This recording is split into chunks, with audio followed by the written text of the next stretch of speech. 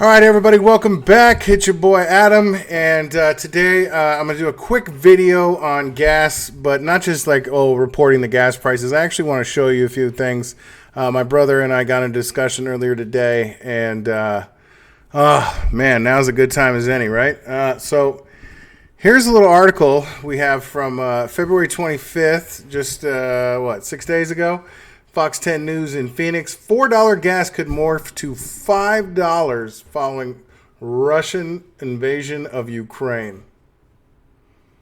Why is it going to get higher? Because Russia's invading Ukraine. Well, I can tell you, because we shut the pipelines down. And now, as we went from energy independent to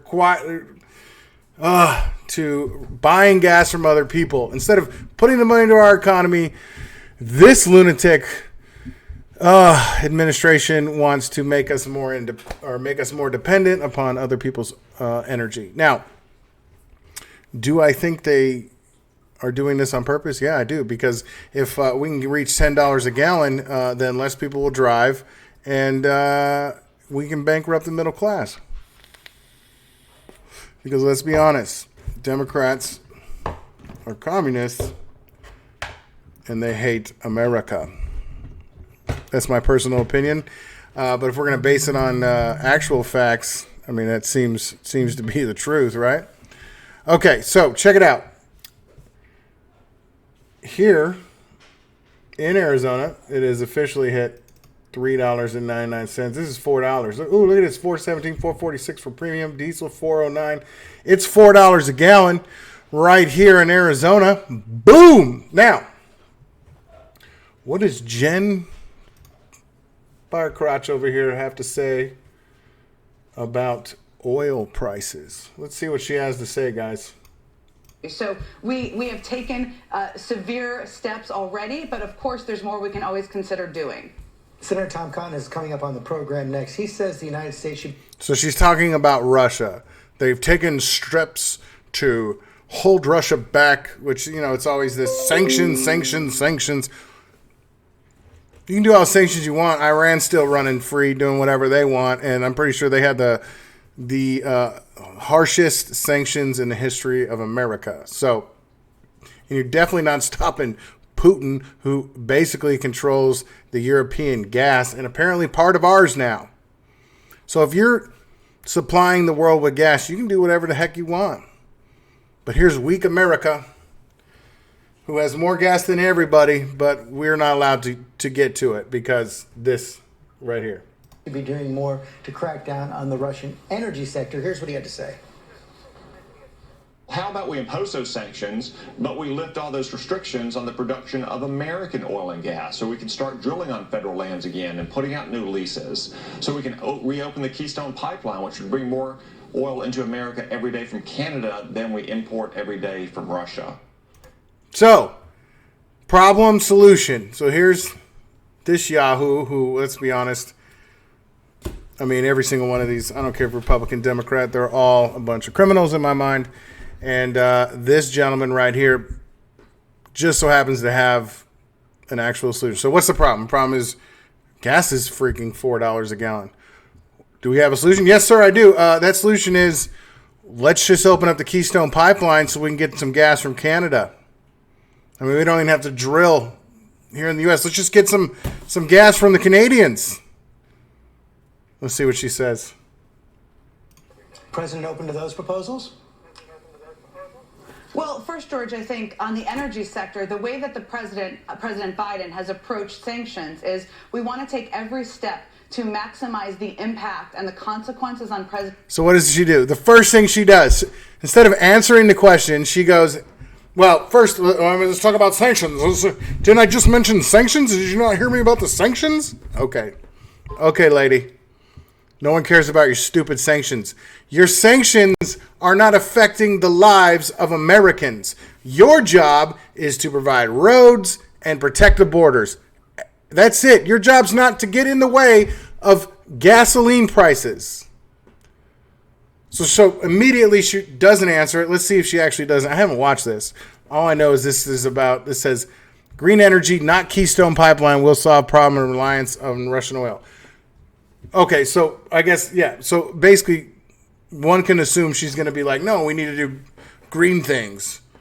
Instead of reducing the price of gasoline by getting it from pipelines that are already built, which is just so logical. I mean, but so think of this. We have pipelines. He's not saying let's go build new pipelines.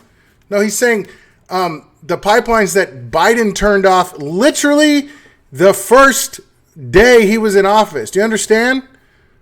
We went from energy independent to not day one, January 20th, 2021. First day in office. What does he do? He shuts our access to oil down. Now, they're going to use the excuse green. What does green even mean? I'll tell you what they think it means. Saving the planet. I'll tell you what I think it means. Reducing the world growth. The only reason the modern world works at the way that it does is because we have all the energy that we do. Electricity, which is fueled by coal, gasoline. And what does this allow us to do? It allows us to travel faster, further.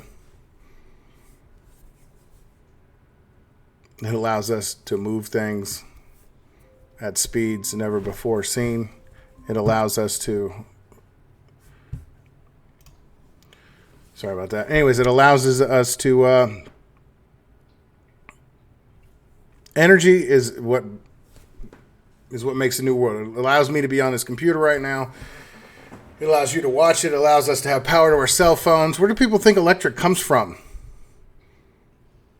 Anyways, let's see what else she has to say. President Putin, while minimizing the impact on the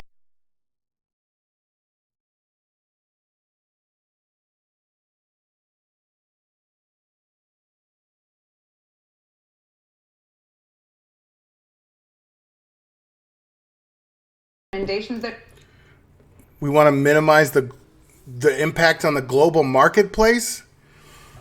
Oh, what is she saying? Is she more concerned with the profits other countries are making over our own?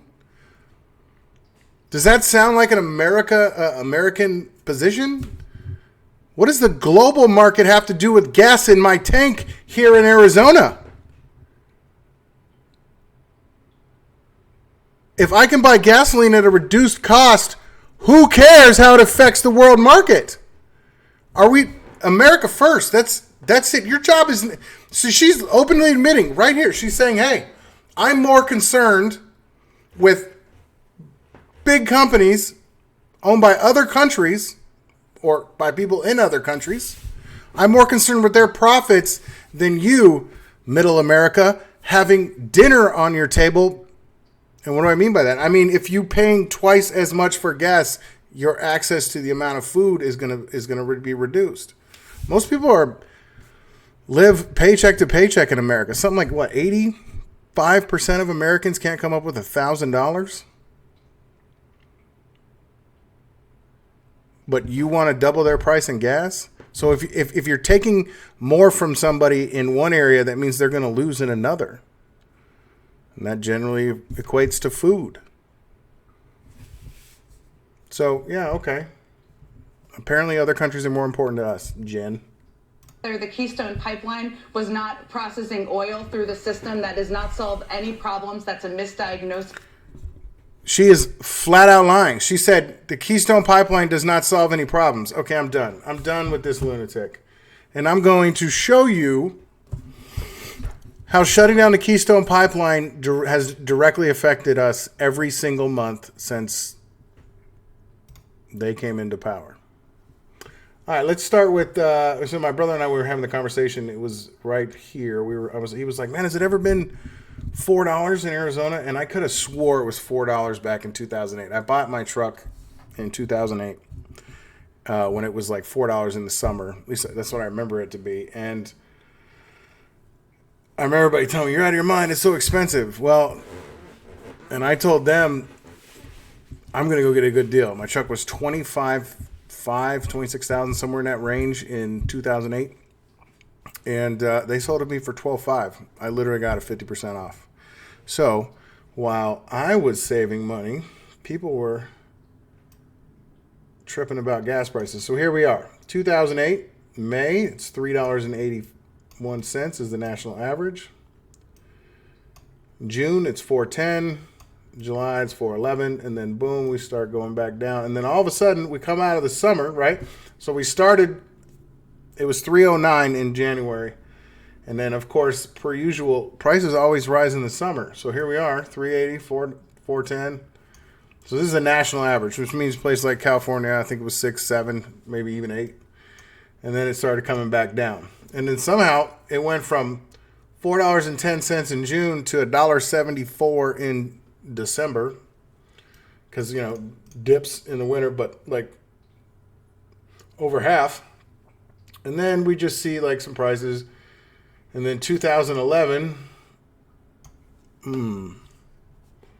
what year? Okay, so 2011, now we're in the Obama years. And boom, here we go. 348. I mean, the national 376. All these high prices. Boom. 2015, we hit 220. That was Obama. Why is this starting to happen? Well, this is starting to happen because we're back to election year, right? 2015, it's the election. 2016, look at this. February 2. This is what I'm saying. These people control everything. It's absolutely insane. They control your lives, and it's amazing how the fluctuation in how it is amazing to me how things fluctuate so much based on election year. Well, here's what's interesting. Here we are in 2022. Check it out. Oh, let's start here. All right, so in 2020, the last year of Trump, 260, 253, 232, $1.98. Shoot, it dipped and we got down to 220 basically June, July, August.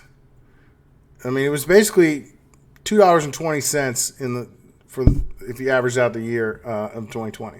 Then January 21, it already jumps. As soon as this douchebag gets into office, we're at $2.42. Boom. February, $2.56. March, $2.89. $2.94. $3. Now look at this. It has increased by at least 10 cents every month. Something like that. We're up, well, not exactly over, but basically we're at,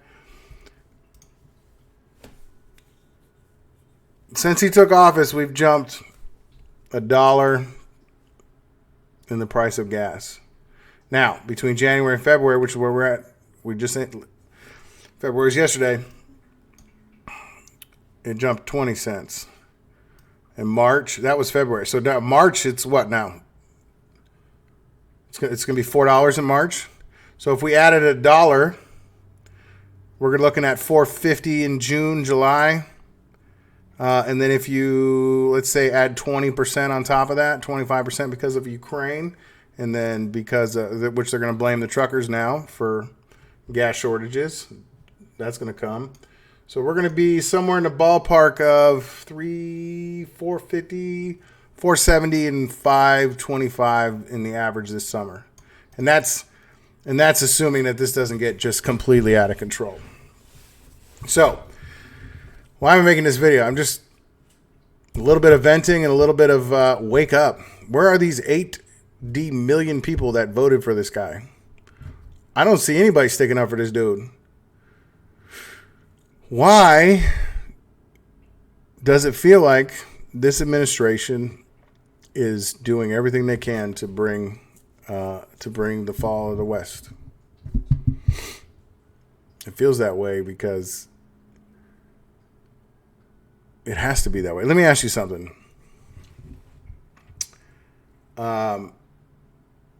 If you're a parent and you have kids and you own a house, we'll say, no, let me just make this easy. As a president of the United States,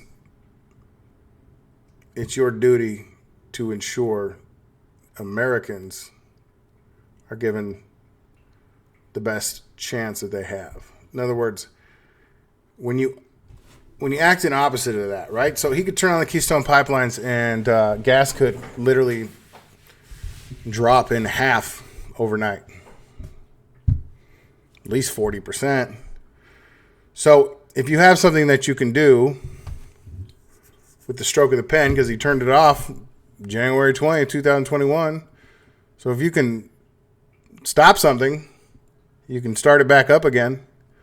But if you're not doing that because of excuses that Americans don't care about, then you're doing it on purpose to hurt the country.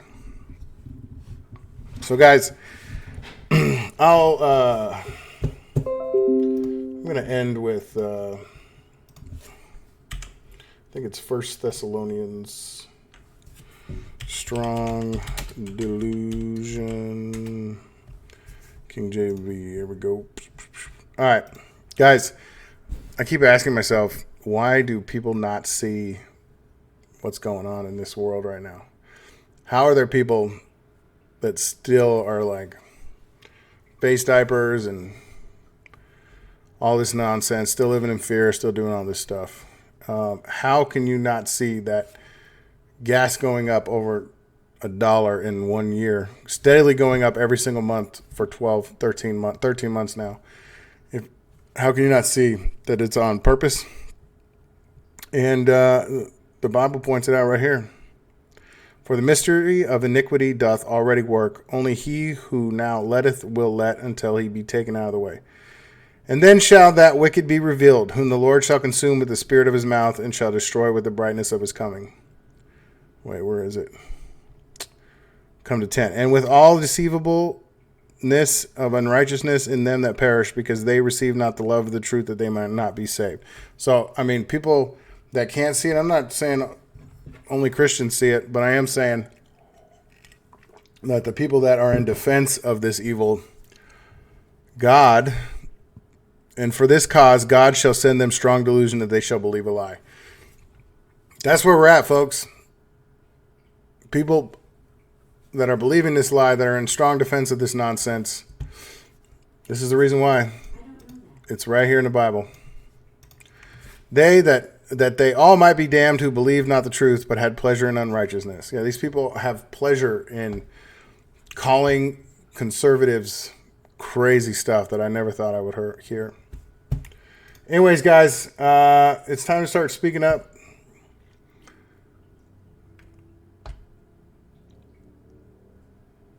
Or this country's ghost. All right, man. Everybody, tell somebody you love them.